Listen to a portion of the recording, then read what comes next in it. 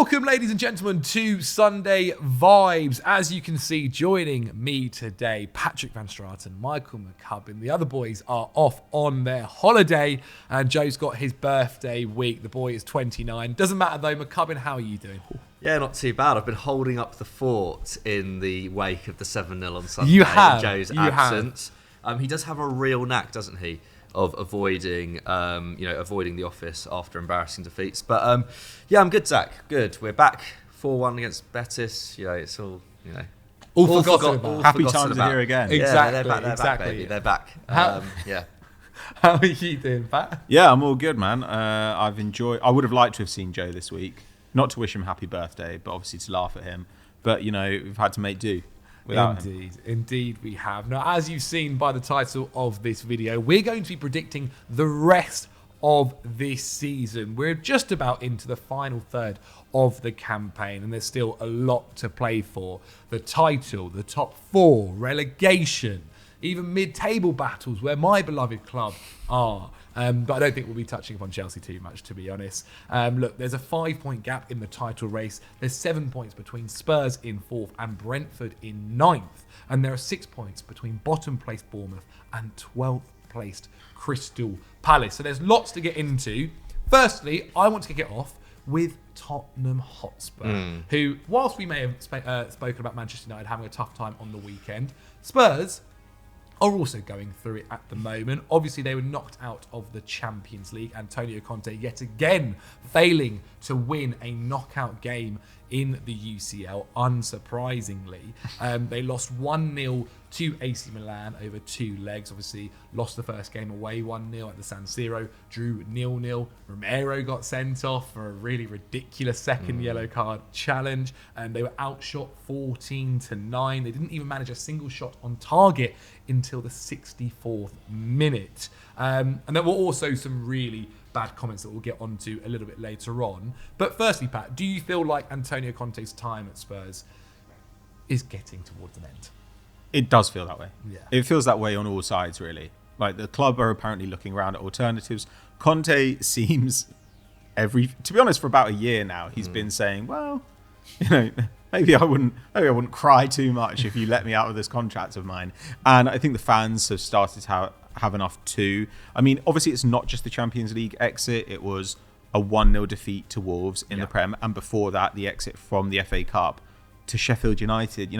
That is a game that they needed to win. And I think if they'd got through and ended up, even in a lacklustre season, winning the FA Cup, which should be within their power, to compete for that, then they probably would have been okay. But it just feels like those 3 defeats in a row is pretty much the nail in the coffin. The downside to all this is that they bet big on winning now with Conte. They got in a manager who likes to buy the players that he likes, and he doesn't care who he alienates to build the team that he wants. He is not somebody who's going to, lay the foundations for a future. The club has also neglected to build proper analytics and scouting, development departments. They haven't done that for a while. It seems with Spurs, the idea is always, we'll get the right manager and he'll fix everything, as opposed to we will build out our back room and the manager is a guy who comes in and deals with the existing kind of structure of the club. But they gave Son a huge new contract, I think 2 years ago now. He's paid up for at least another 2 or 3 seasons. Kane, obviously, as well.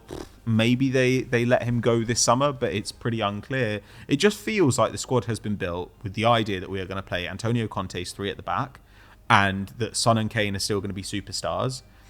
And one of those things is already not the case. The 3 at the back thing remains to be seen. So I don't know. They're stuck in this really hard position where they pushed in all their chips on one particular gamble, and now they've got to think, how do we get out of this as gracefully as possible? Yeah. I mean, I think there are quite a few things to be concerned about, especially if Antonio Conte does move on. Then they've got players from Conte's era, Jose's era, Nuno's era, technically, Pochettino. and still players from Pochettino's era, and it really is kind of dragging on. It felt like hiring Antonio Conte was, as Pat said, the push to try and win a trophy. Maybe not quite the Premier League, but at least won a League Cup or an FA Cup or possibly even a European Cup. Maybe not quite the Champions League. But McCubs, how do you think Spurs are going to be battling in this top 4 race? Do you think they're going to be able to make it? No, I'm not backing them. I'm not backing them at all. Actually, I think I know it's easy to get carried away with their last kind of few results, but it feels like momentum is with Liverpool now. Their track record towards the back end of seasons, we saw it, in 2021 when they had arguably a much bigger injury crisis than they do this year. I know, some of their key players were younger and in better form, but I think the momentum is with them, and I would probably back Liverpool to get into fourth. I don't even know if Tottenham finish fifth. This is the thing. It's like we were speaking about this off camera. Like, Newcastle have been better than them this season. You could argue that Brighton have been better than them this season. They've certainly been a better attacking unit, Brighton, than Spurs this year, and they are just converting chances in a way that they've never done before in their Premier League history. So, and they've got like 2 or 3 games in hand on Spurs as well, if I'm not mistaken. So yeah, Liverpool have got 1, Newcastle have got 2, Yeah. Brighton have got 3. If those teams all win their games in hand, they'll all be above Spurs. it's mad. It It's really mad. is. But I mean, I think with Conte, it's one of those weird ones where it kind of felt like in the back of my mind since he's been at Spurs that it will click at some point, because it always Really? it always has clicked at some point with Conte Okay. at clubs. But with Spurs, it's just felt like that early awkward period where he's like not quite sure of his surroundings, and he always gets slightly itchy feet quite early on, Yeah. especially when it comes to signings.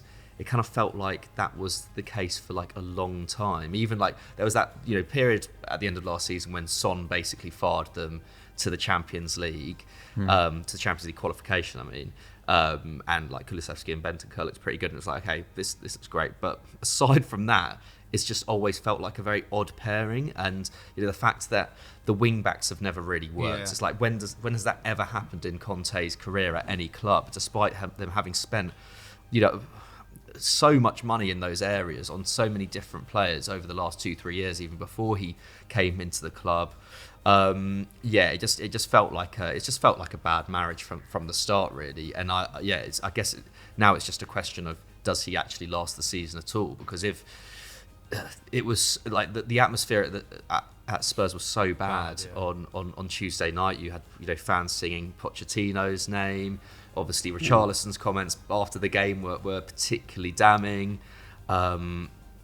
It just feels like it's got quite toxic quite quickly. And I'm not sure how long Levy will kind of Hold out with that. I mean, I kind of felt like this was always going to happen.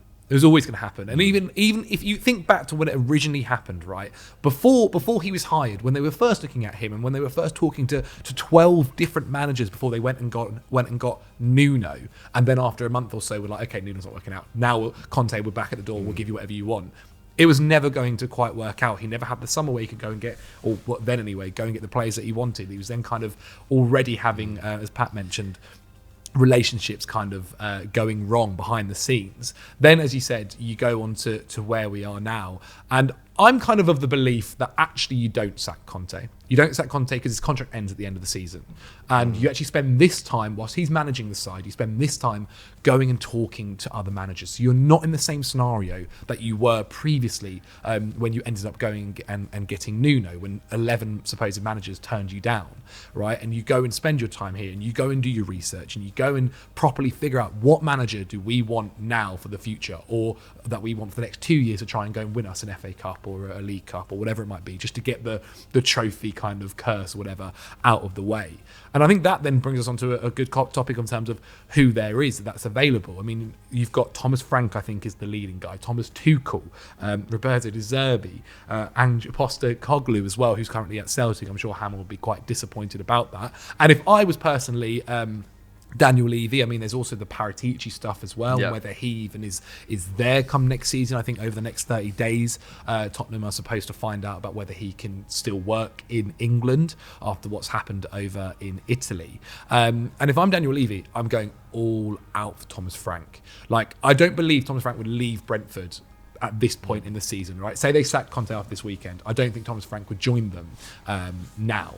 But I think you spend that time and you let Conte finish out the season, however many weeks are left, 13 or whatever it might be, and you go and talk to Thomas Frank and you go and try and convince him to come to join you in the summer. You'll give him whatever money that he wants or whatever players that he wants to bring in, and use this time now to try and convince a manager of that stature who could have a huge future, but also could possibly go and do something in the next 1 or 2 years with Harry Kane and maybe lift an FA Cup to convince him to come to I was going to say White Hart Lane, the Tottenham Hotspur Stadium. I don't know. Who do you think about? What do you guys think about Thomas Frank or other managers? I don't know. I think Thomas Frank. I mean, he's a great manager, but for some reason, I'm still quite drawn to the idea of Poch returning to Spurs. Really? I mean, but let's talk about Paratici quickly because Sure. I mean his supposed list of candidates that the Athletic, according to the Athletic at least, they wrote, they went quite in depth on it this week. And to be fair, I think that is something that they're already looking at. They're already drawing up the kind of succession plan, essentially, to Conte at the moment. His list is wild. I mean, I'm not going to lie. Luis Enrique is apparently his top target. That's fine. Then you've got Oliver Glasner, Ruben Amorim, and Luciano Spalletti. Oliver Glasner, I don't think is actually the worst shout, but I don't know. Like Luciano Spalletti would be pretty impossible to get out at Napoli. Luis Enrique, I think, has obviously got a great CV, but he hasn't managed a club since 2017, and he hasn't managed. He hasn't managed a side that isn't full of like Barcelona players since in even longer, probably nearly 10 years. So I don't know. I have my doubts about Luis Enrique, at least in terms of coming into a club that has been kind of in slight transition for like the last 2 years. I kind of just feel like the fans obviously are really keen on Poch. He is obviously taking over a side that is almost unrecognisable compared to the one that he left. But I don't know. I just back him to get it right at that club. Like he already was able. He operated so well under Levy in quite difficult circumstances. He was given very little backing in the market in those last few years. I just feel like he has those tools, and Tottenham haven't really fundamentally changed as a club that much since he was last there. Especially if Paratici was to leave the club, maybe Pochettino would come in and be like, let's go back to the old ways of working, which did work. I mean, obviously they don't have a young Kane, they don't have like a young Dele Exactly, Alli. yeah. Like it's not going to be the same as before. Pochettino is like, no manager is going to be able to get this Spurs team challenging for a title within the next 2 years. I think we could probably agree on that. But I think there's something about the familiarity of Pochettino that draws me in. Do you think Pochettino joins if say they go on to sell Harry Kane in the summer? I think that's a big sticking point. For ages there was I talk. think that could be for any manager. That could be a sticking Very point. true, yeah, very true. But for ages there was a talk that, look, Antonio Conte is only going to sign a new before obviously the bad results and how negative it got. There was the talk that Harry Kane's only going to sign a new contract if Conte signs a new contract, and Conte's only going to sign a new contract if Harry Kane signs a new contract. And obviously now it looks like Conte isn't going to be signing a new contract, so God knows what's going to happen with Harry Kane. Pat, do you think like Daniel Levy needs to is he going to be looking at like, what can I do to keep Harry Kane over maybe what is maybe the best manager for the next few years? I don't think you should be thinking that way. Like, I don't think when it comes to Harry Kane, more than any other player, people just can't think clearly. And what Spurs have to think about is, how are they a good team next year? How are they a good team in 3 years? How are they a good team in 5 years? So whether they keep Kane or not, they've got to think about how they finance building a new great attack. Now, they've already got Kulusevski, which is great. Like, that's a really good start.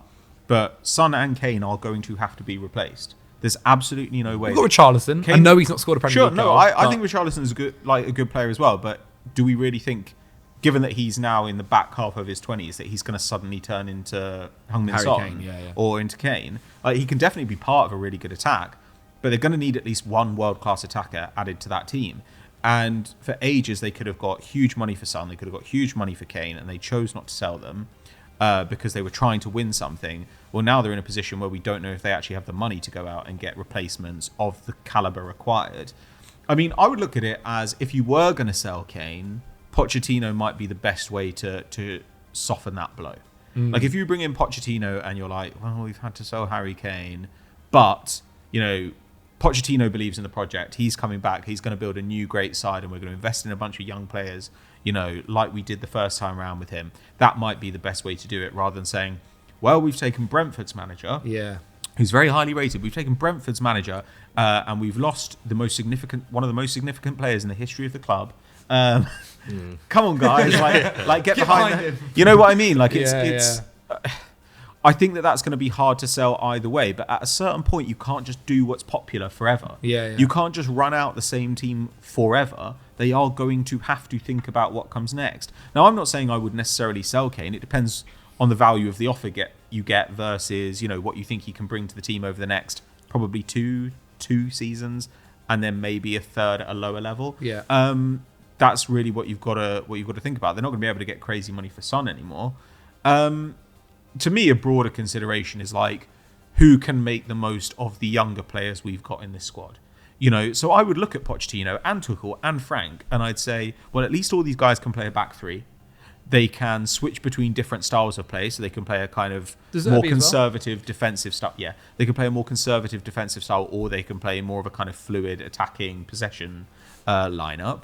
Those things to me are really, really, really positive.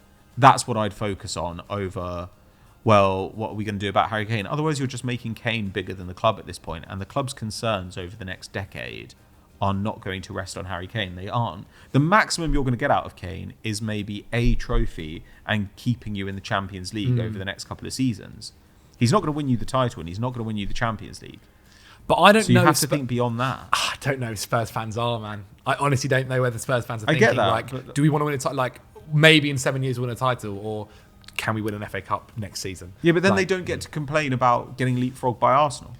They don't get to complain about being leapfrogged by Man United. If you don't get to say, oh well, we want to keep this player who is now aging, and we want to continue to build the side around him and basically play to win now, and then also say, how come Arsenal have gone from being fifth below us to competing for the title? How come the atmosphere around United, bar the 7-0, has completely changed, and they now look kind of like a team transformed and on the up again? Those things, it's because they made hard decisions. Like, at a certain point, you have to do it. And I'm not saying this means getting rid of Kane, but I'm saying if you keep Kane, you still have to think about this plan. One way or another, this is coming down the line. You don't get to put off Father Time forever. So that's really my concern. And to me, the question is much more like, what's the future of this attack? Can we get a guy who's going to be like Ali or Eriksen for us, who's going to be a transformative midfield talent? Can we get a left back who's going to be able to contribute at the highest level? Is Porro going to be, for us what Walker was at one stage? Whether they can do those sorts of things, I think are going to be more significant questions for the future of the club than just this one question about Harry Kane. Yeah, no, I think it's fair enough. And for the future, I'm sure we'll cover that in plenty other videos. Quick one then. Yeah. Right now, are you sacking Conte? Right now, no. Not right now, but I think if Spurs were to lose like 2 of their next 3 games, then I think it could get ugly. No, I'm not going to sack him. Ryan Mason till the end of the season. There you go.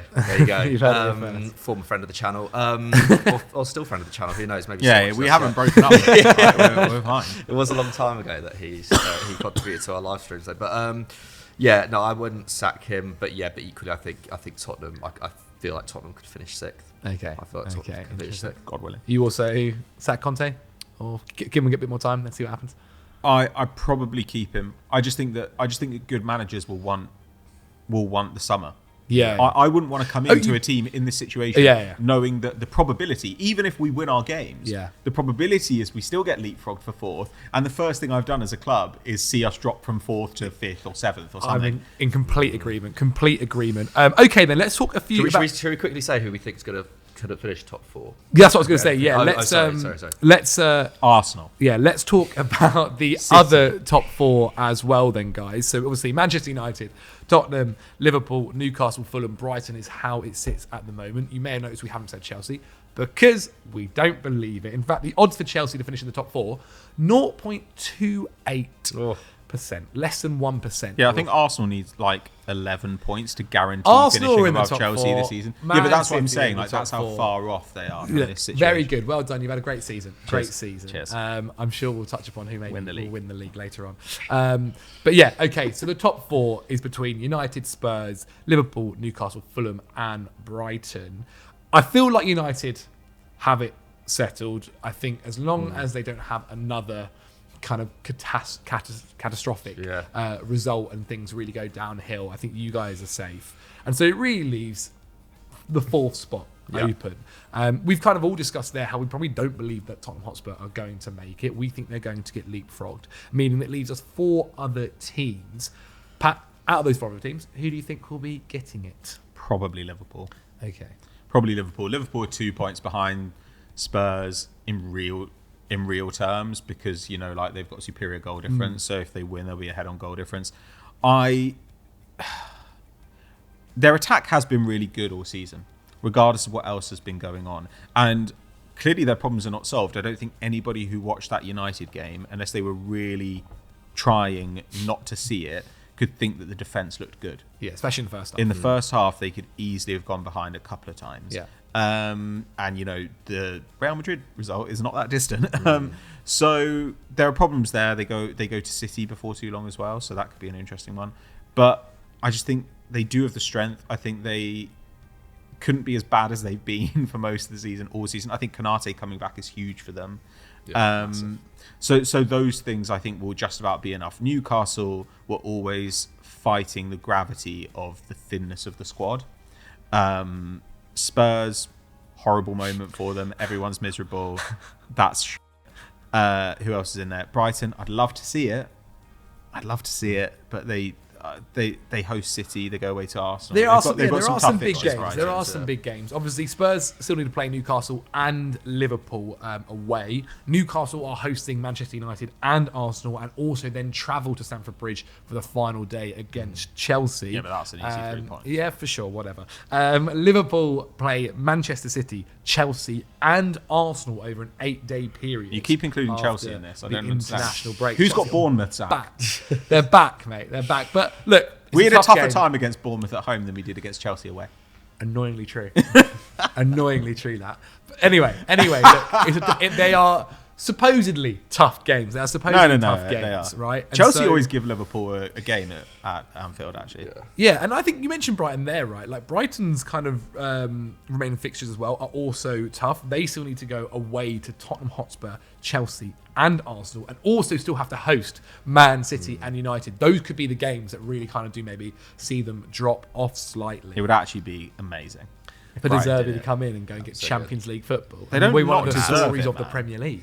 They're- Evan Ferguson lining up against Lionel Messi at the Parc de France. Bring it on. I think by the underlying numbers, they are the third best team since They Christmas. are, yes. Only Liverpool, City, and Arsenal have generated more XG than them. What? Oh, That's in over, attack? that's over the course of the season. That's over the course of the season. Which is ridiculous. Sure, but I mean, like since Christmas, I think like the actual underlying numbers have like City, Arsenal have got back into second now, and then this game for United dropped them down. So I think Brighton are right there next. Hey, they're playing amazing Yeah, football. brilliant, Such haven't they? attractive Absolutely football. battered West Ham at home the Yeah, other day. they did. Yeah. Which It's is so crazy hard to think to go there. last season about how West Ham obviously had such an amazing season. Their drop off as well. Sometimes, obviously, playing extra games in Europe can really have a huge impact. It'll be interesting to see how they deal with that, because it does kind of feel whatever happens, Brighton are going to be playing European football in some way, shape, or form, which would be amazing to see. The Cubs, who do you Yeah. feel then? Yeah, I think If I Pat's said gone Liverpool- I said Liverpool before as well. I think it feels hard to look past Liverpool at the moment, and I agree, Pat. Like Konate coming back for Liverpool is huge. Like I never thought like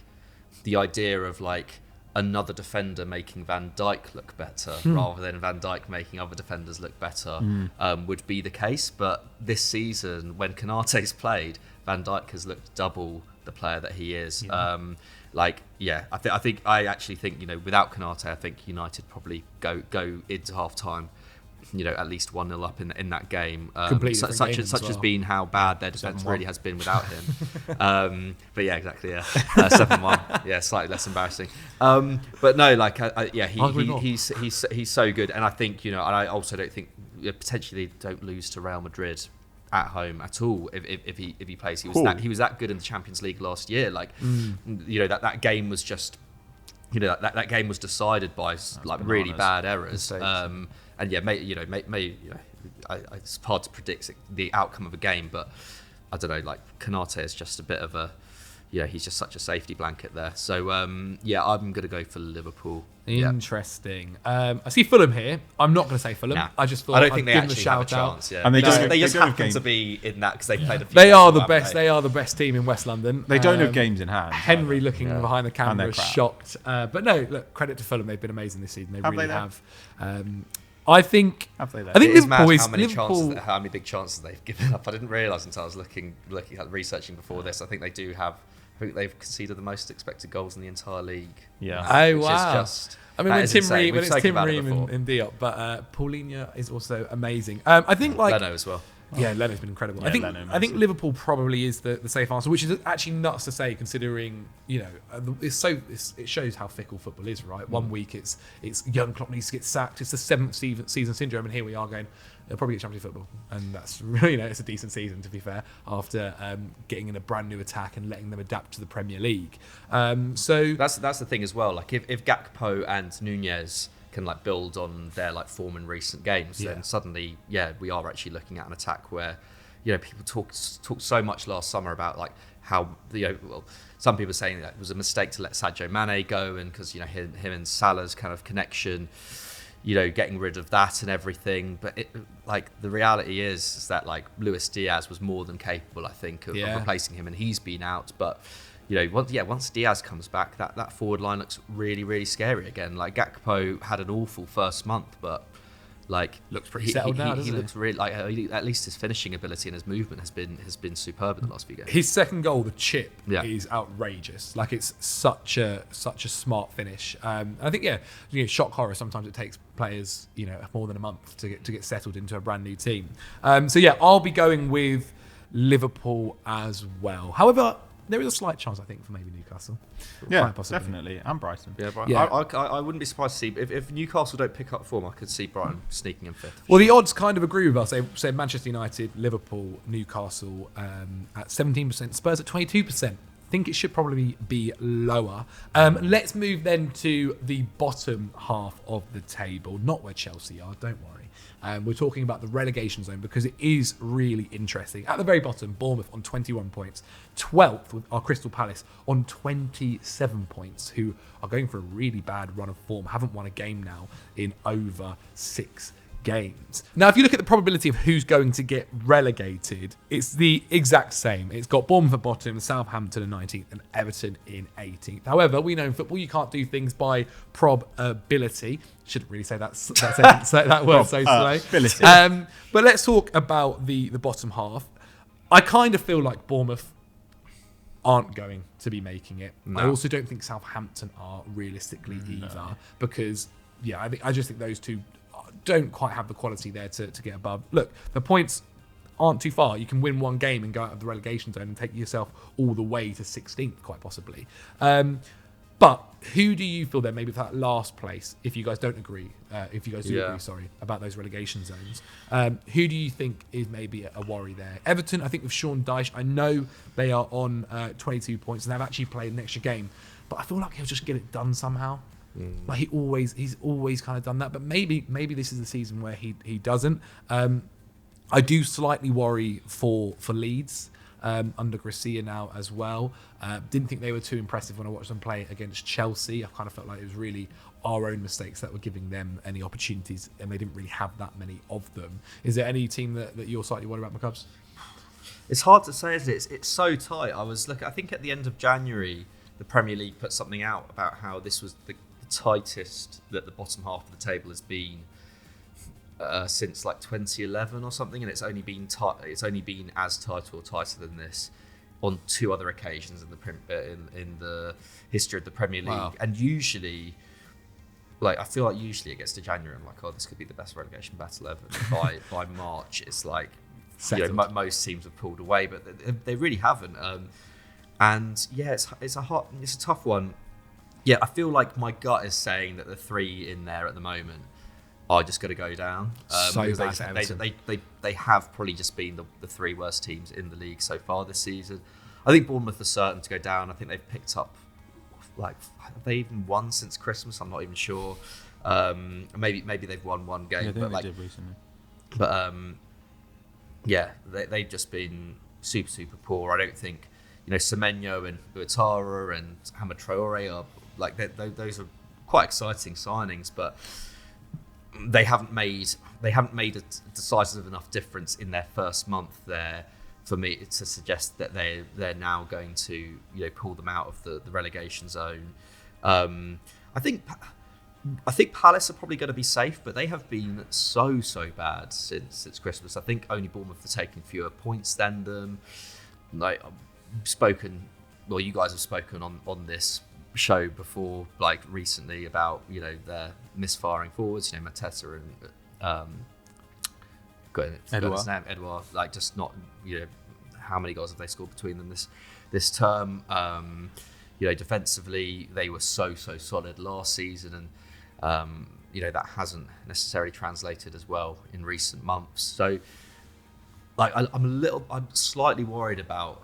I don't know when it's time to worry about Vieira, because they are in such bad form, and if they did get dragged into this relegation battle, which the probabilities are saying that it's not, because they've played one game less than most of the other teams who are down there, etc. They probably don't have quite as tough a run in, and maybe that's part of the reason why they've been in such bad form recently, is because they've had a pretty tough run of fixtures.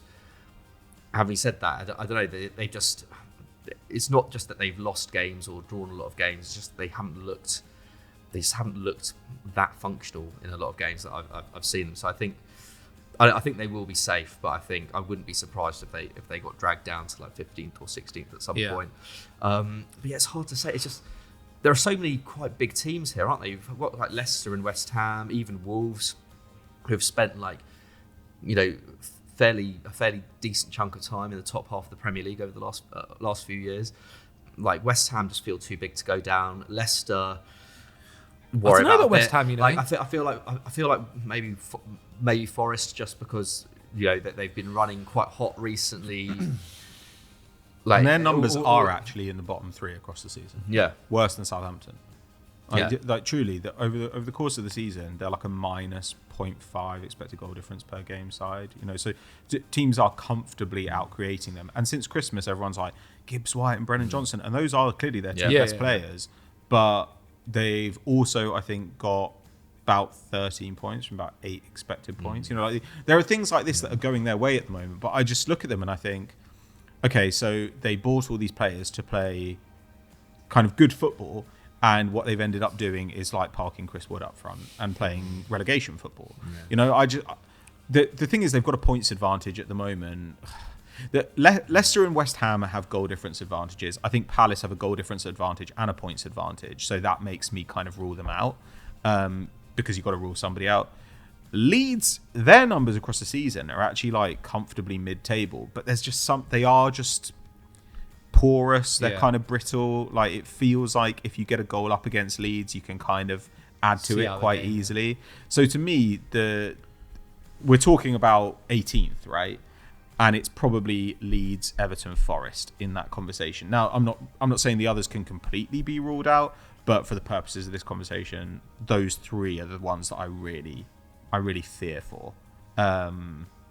I don't know, man. Like, but then you look at all the schedules. Everton have one of the hardest schedules remaining.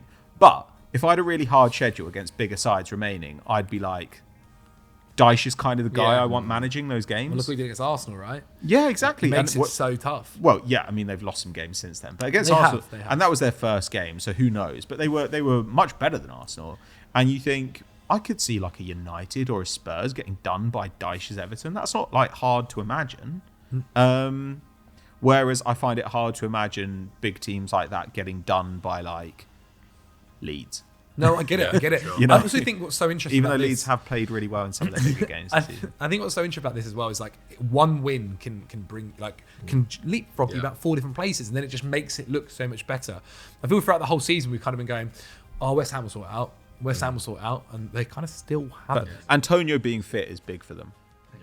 He hasn't played that much this season relative to last season. You know, I think he's got like 5 goal involvements. He's like 1 goal involvement away from being their top contributor, and he's played, I want to say like under like 1,000 minutes or something. Like he really hasn't played that much. Yeah, but that's like that. But that's always what it's been with Antonio, right? Like sometimes he's great and is fit for a little while, but then sometimes he can get injured. But when a guy basically plays half the minutes one season that they played the previous season, it's going to have a huge impact. I mean, on the other hand, Jared Bowen's under like a third of where he was. And they also obviously brought in Skamaka, who they expected to be at least a little bit better than what he's been doing this season. And I think by underperforming numbers, they obviously are much probably higher than where they are currently.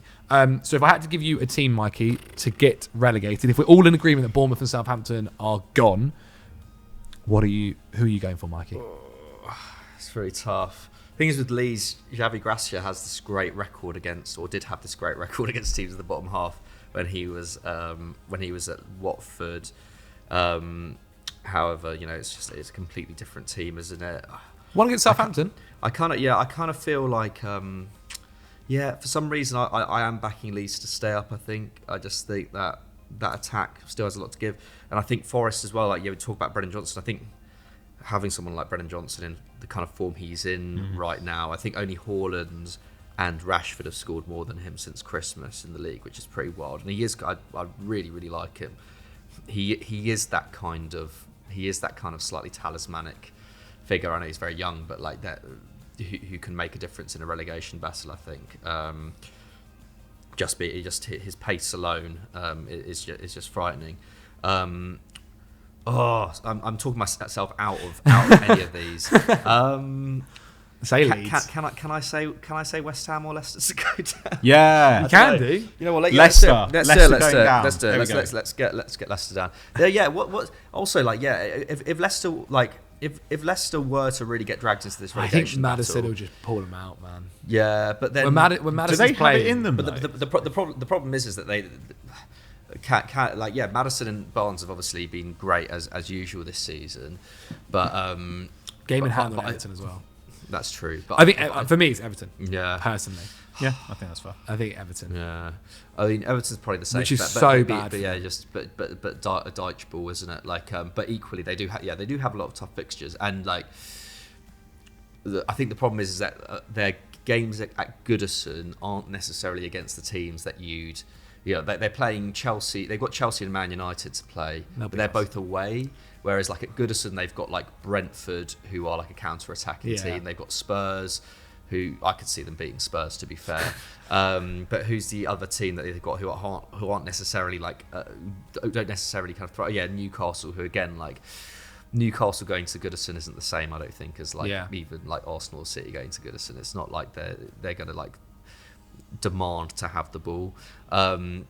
So I feel like a lot of their decent Goodison games may have passed them already.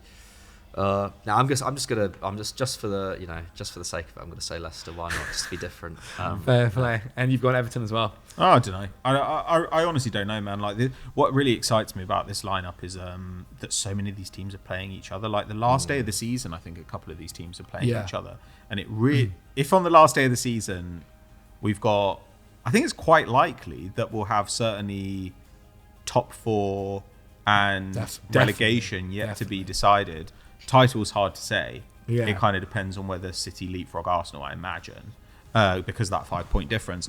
Yeah, I don't know. I think the last day of the season is going to be absolutely bananas. Okay, then we'll move on to quickly our other categories. Let's blast through them. You mentioned title winners, Pat.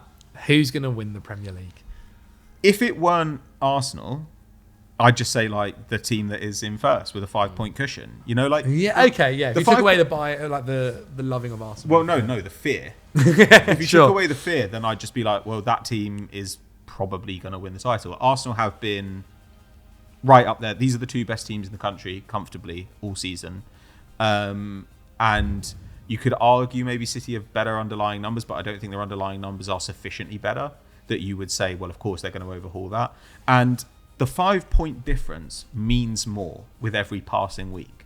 You have less time to make it up. Everybody says, oh, well, if City beat them, then that's 3 of it right there. But it's it doesn't quite work that way. And also, you're hoping here City win every single one of their games, which this season they've shown they're not doing. Well, exactly. Like, I mean, if City win every one of their games now, then I think they'll finish on like 94 points or something like that. But if, say, both teams win their next 2 games, then suddenly Arsenal are on 69, and same as last season. And don't give me that look. And City are on like 64. Well, suddenly then to get to 88 points, City can only drop points twice. Really, they have to get 24 from 30, so they have to run at a 2.4 point pace, which is insane. It's like a 92 point pace across the season. Whereas Arsenal have to get like 19 points from 30. Like with each passing week, Arsenal can play at a slightly worse level and still finish above City. So they need to avoid slip-ups. Now, obviously, on the day this is going out, they'll be playing Fulham away. I think that could be a tough fixture. Then they've got Palace at home the week after. But if they win both those games, essentially before their schedule gets tough, because then they've got Liverpool away, they've got City away, they've got Chelsea at home, they've got Newcastle away. Like there are rough fixtures in there. Brighton at home. Then that puts them in a really strong position, because then I don't know, like it does just get a little bit harder. And if City go through in the Champions League, their attention is going to be split. Very true. So I overall I do think I'm going to say Arsenal. Say it good. But good. I am afraid. I just wish we'd had one season. I was saying this to Dave Jackson the other day. I was like, we went from a season where I was scared all the time, where I was just like, shit, we're going to lose every week, to now a season where, like, if we don't win, it feels disappointing. There was no season in between where I was like, this is fine. Yeah. We're just going to finish third and it's going to be fine. Like, every game has been stressful now for, like, about 8 years. I could just do without it. So I get it. I don't know. A good stress, though, now. I also think it's just good for the league. I think, like, Napoli winning Serie A would be good for that league. Lille winning Ligue 1 was good for that league.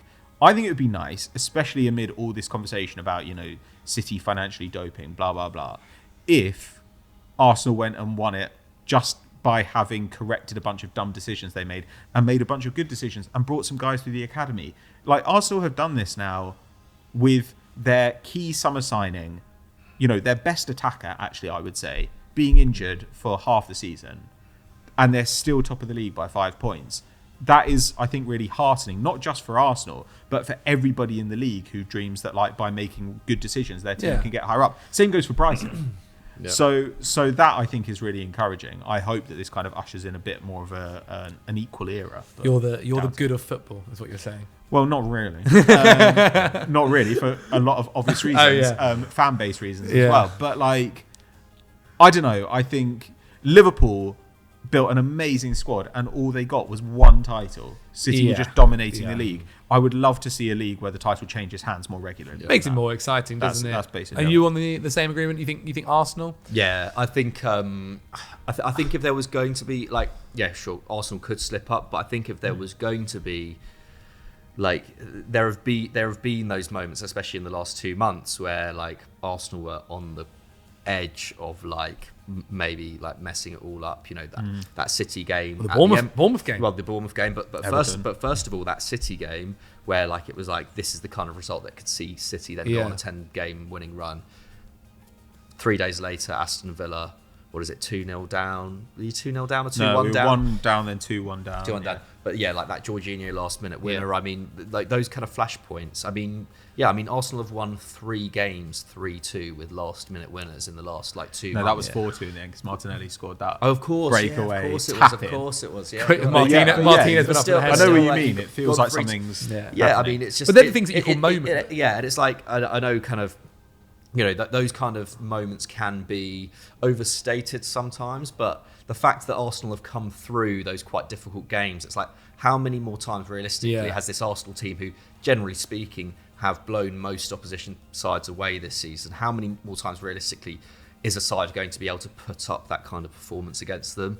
I think obviously that game against City at the Etihad is pretty crucial, but, like, I think it doesn't really make sense to back City at this point, when, even though they looked pretty good against Newcastle the other day, like, they still haven't necessarily proven themselves consistently in the way that Arsenal have this season. So I would say that. And I agree. Like, I think it would be pretty cool to have a Premier League where there are different teams winning it almost every season, and the Allows you to caliber believe is that really, United will really do it. high. Because the last time we had that was like in the early 2010s when actually the quality of football just wasn't that great. You look at the kind of managers who were like operating in the league at that point compared to now, and it's just like it's unrecognisable, you know, especially like post Fergie. It was like like Moyes, Wenger. I guess Mourinho was pretty good back then, but like Redknapp? before Poch, well, yeah, Tim Sherwood was managing Spurs, you know, like it really, it would be pretty cool. And yeah,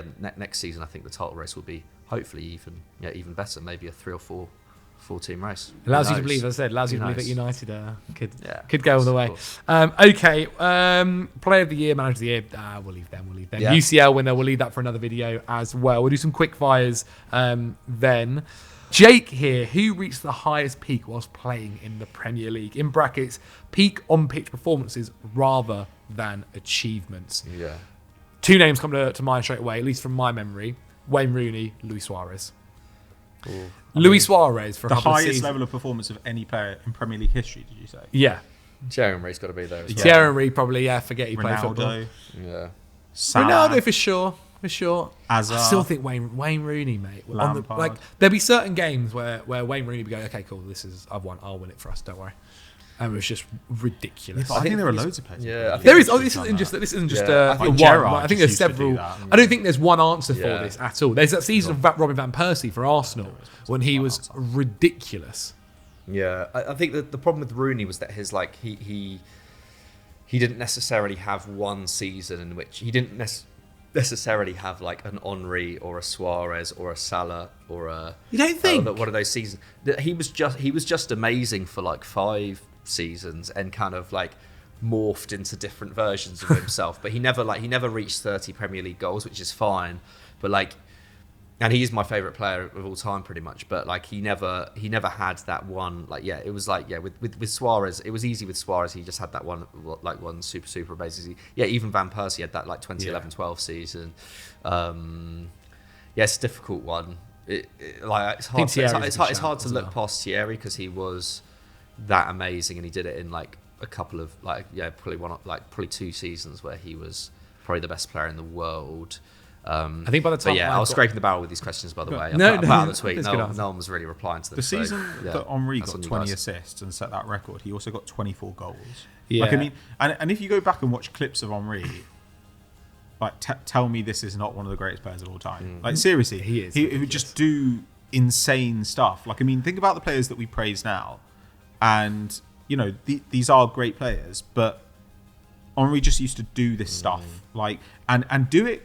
He would make it look really effortless. Yeah. Whereas Rooney, to me, what was amazing about Rooney is Rooney's match intelligence was so high, and he was capable of incredible things. But Rooney, it was almost like, yeah, he would do what the team required in a moment. That's never going to get you the sort of attention that doing just kind of unreal things like Ronaldo or Salah or Suarez or Henry, you know, are always going to get. To me, Suarez in the last kind of 10 years, I think we have to talk about Suarez, and we probably have to talk about Eden Hazard. Yeah, Eden Hazard was there's the seasons where Chelsea was so bad and he was literally just dragging us through games. He's just amazing, man. There was the game plan at times was give the ball to Hazard, let him do something. Just let him, he'll figure it out. And that was a good game plan. Yeah. Like, that wasn't even like, Yeah. like we've got no ideas. It was like, yeah, fair enough. Like, Yeah. I feel When like he's in that good. Conte season, that first Conte season as well, like after that Mourinho season where Hazard had kind of like dropped off a cliff, like what was really telling was that like so many of like Chelsea's goals would like start and end with him as well. Like he would actually make a really good challenge on the edge of the area, lay it off to someone, and then he'd end up scoring. I seem to remember there was that 4-0 against Man United, which kind of like kind of made everyone like sit up and be like, oh, 1 second, like Conte's onto something here.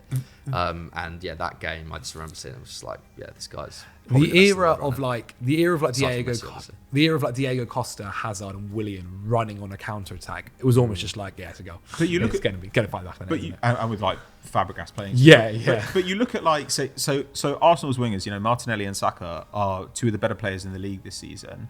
But the stuff that Saka, for instance, does, I think is like a kind of baby version of what Hazard was doing. You know, the way that he holds off pressure, like sticks his arse out and then turns, like he's deceptively strong loads of progressive carrying, and also both goal threat and creative threat. But as I just used to do that, like as a matter of course, all the time, no matter how bad the team was, no matter the pressure you put him under, like the pace was unbelievable, and the cleanliness of his technique at pace was just. I think in his last season in the Prem, he got like 16 goals and 15 assists or something. Yeah. And that's leaving out of account all the other stuff that he did for that side, the way he'd relieve pressure, the way he'd just like take a bunch of guys out of the game. I thought he was the best attacker in the league during that period of time. Oh, when we did our decades for the tens recently, team of the decade, I think he made it in for us. Did he? Premier League, yeah, which I think speaks volumes. Okay, then, guys, let's quickly jump onto some personal questions. Favorite football movies or favorite YouTube creators, football otherwise? Football movie for me, Mike Bassett, England manager.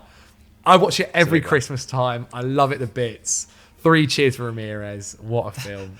I like that you watch it at Christmas, bro. I feel like it's a summer movie. I feel like it's a pre-tournament movie. It probably is. I think I actually watched it at Christmas just after the World Cup or something like that, or like before I'd gone to the World Cup or something like that. So maybe that's why I did it recently. Nice. In terms of creators, everybody out there is class. That's Niran, I love Niran a bit. Niran, what other football boys? Pitchside boys, smashing it. Now I've started naming names. This is going to look bad. I can't think of anybody else. They're all your actual friends as well, so you better not. Chris MD, there we go. Probably the best person I've played against football in YouTube. He's ridiculous. Really? Like, he's just stupid. It's outrageous. He does play football. He does. Basically, and he's basically professional. Yeah, Like he's ridiculous. He's also, an Arsenal fan, so he's been enjoying himself. I'm definitely missing others. I know I am, so I do apologise. Anybody you guys have watched all any football films? Two very different questions. That Bend It Like Beckham, I think is it even a football film? It's just maybe the greatest feel-good film of all time. Like in terms of great soundtrack, great soundtrack. In a Smile by Texas features very prominently in it. I don't know what scene it is in that, but that is a great song, and that as in that. So yeah, Bend It Like Beckham, probably my favourite football film. In terms of creators, I mean, today, like in terms of like football creators, it's tough. I feel like I probably watch James Alcott the most. On YouTube. James Alcott, yeah, that's obviously friend of the channel as well. Spent a month with him. And I actually haven't watched that much football content recently, but someone who I used to watch quite a lot, I don't know whether she posts as much anymore, but like Stump Peg, who we've also had on the channel, like her content's great. I think sometimes when you work in, because this is what we do every day, like. And then when you've got your free time, it's actually, I don't really want to spend time watching more football, football content. You'll watch other kind of content. I watch really boring. Or you'll spend time with your kid. I watch really boring YouTube content. That's your favourite creator. I watch like stuff about the London Underground on when before going to bed and stuff like. Sometimes YouTube. What hacks to get to like slow kind of relaxing stuff. No, like the history of like the West, the history of like the what's it called, the Metropolitan City like railway or whatever. Okay, yeah. It is quite interesting, but I'm not going to go into it now because it's incredibly nerdy and like it doesn't really translate well to a podcast. I think I watched a 15-minute video on why there are more bridges on the west of London than the east. Yeah, that's the one. Was that the Jay Foreman one? Quite possibly. I can't remember what the reason why was. Okay then, guys, there we have it. Make sure you check out some of the people that we've mentioned there and all of the other football creators working in the space. If you've enjoyed this video, then click on screen right now for some more Football Daily content. Check out Euro Football Daily, all of that good stuff. Smash the like button, and as always, guys, don't forget to subscribe to Football Daily.